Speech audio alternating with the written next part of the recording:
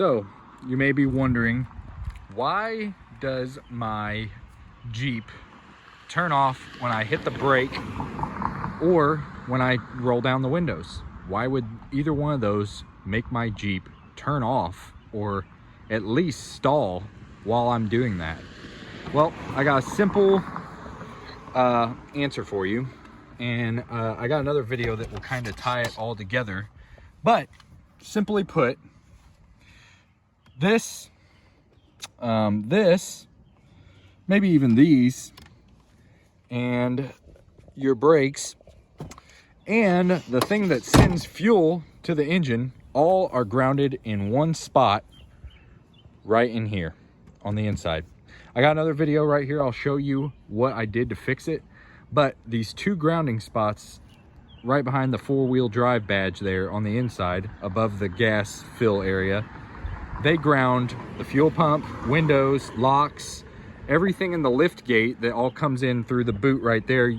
Maybe you just fixed your boot like I did right here and redid it where it looks nice and clean again, and all of a sudden you have problems. Well, let's let this next 2-minute video kind of show you why that's maybe happening and why your Jeep's turning off randomly when you hit the brake or roll up the windows, or the windows aren't rolling up. Maybe that's another solution or problem that you're having and you need the solution for. You could find this same problem right in here. Let's open this up and you'll see. I guess I'm gonna compile a lot of little videos together of the Jeep Cherokee wiring woes. Well, I went ahead and redid my harness. I'll explain how I did that in another video, probably trailing this, or maybe I just did it before this. But I did it and I took off the grounds here. You got 3 of them. You got 2 under this lug, or this lug originally, and then 1 far back there. And 2 of them go up to the top to the harness, and 1 of them is for your lighting, your tail lights actually, and your windows are all on 1 little lug, ring terminal I should say. And basically I found when I went to put them back in the factory ground spots, this factory ground, it's kind of like a wood screw, but I mean, I guess it's a sheet metal screw. But after you use it once and tighten it back up, if you over tighten it, it'll actually kind of compromise the ground because it won't sandwich these things tight against the body. So what I decided to do is take the pillar mount, this thing right here. I took the pillar mounts out. I did the first one by itself with the other bolt still in, because you can actually hear it kind of like pull apart when you take one out. So I didn't take both out at once. I took the second one out after I got this one tightened back down, and I'm gonna ground this original spot right here now. And it just, I have a feeling that these grounds right here were bouncing around and it just wasn't getting good ground anymore. I mean, it works, but like it's loose connection and you can always tell things are going wrong. So what I did, like I said, sanded down these 2 spots. I'm getting ready to do the second one, I should say. I did the first, and I'm just gonna re-ground them at a better location with new solid ground. So this is another cheap thing you can do to improve your Jeep. So here we go. And that should fix your problems if they were anything like mine, which the symptoms I was having was basically I would go to brake or roll up the windows, and all of a sudden the windows would just barely roll up. And when I would brake, I would actually see the gauge go from, you know, idle is about 700.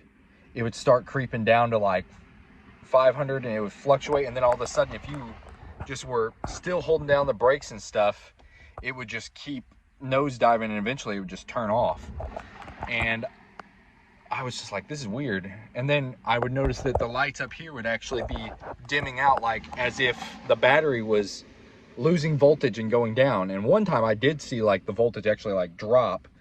But then later on, I just noticed that the lights would be like dimming, but the voltage on the Jeep would still be at like, you know, 14 or a little bit under that, like it normally would be running. And then I would try to roll up the windows and they'd be like, where after I re-grounded them and everything, they were just, like really fast again. So I'm hoping that that was the problem. And now when I hit the brakes, there's no idle change, no, and the windows, like I said, roll up like they're supposed to. But like I said earlier, just to clarify, at that one ground location, you can have a combination of the fuel pump, windows, rear brakes, the whole harness going through the lift gate. So any of those things, like, let's just put it in this perspective. If your Jeep is starving for electricity back there, the pump uses a lot of electricity. So if you're trying to use your brakes and you're taking the little bit of electricity that is going back there and completing circuit through that ground, it's going to go to your brakes, because that's the easiest path for the electricity to go to versus the fuel pump. And then your locks and your windows, same thing. It's an easier path for the electricity to follow, so it's going to go there. And then the fuel pump is like, and it's struggling, and that's why it will turn your Jeep off. So if you're having any symptoms like this, where if you brake and your Jeep starts stuttering, or you're using the windows and they barely work, or they make the Jeep start stuttering when you push the button to go down, there's a good chance it's that ground back there. I'm not saying that it for sure is, but it's a 5-minute job to look at. I think you take 2 of the floor cover screws off, and there's 3 screws holding the trim to that corner. And then there's the tire mount that holds your spare tire down at the bottom, and that's 4 10mm bolts. Take them out and boom, you're there. You can just you have to pick the trim up and then pull it out, and the grounds are right there, and they're 10mm as well. So it's that simple to check. Hope this helps you guys. God bless and take care, and hopefully you don't have to figure this out when it's raining like I did, because I was like, what in the world is going on? And I was on a hill pointed straight up, and I had to hold the brakes, so the Jeep kept dying. And I finally just said, enough is enough. And I just slammed it in drive and gave it gas, and it went. So I got lucky, but I had the lights on, so it was always bleeding a little bit of voltage from the pump. So there you go. Hope that helps. God bless. See you guys.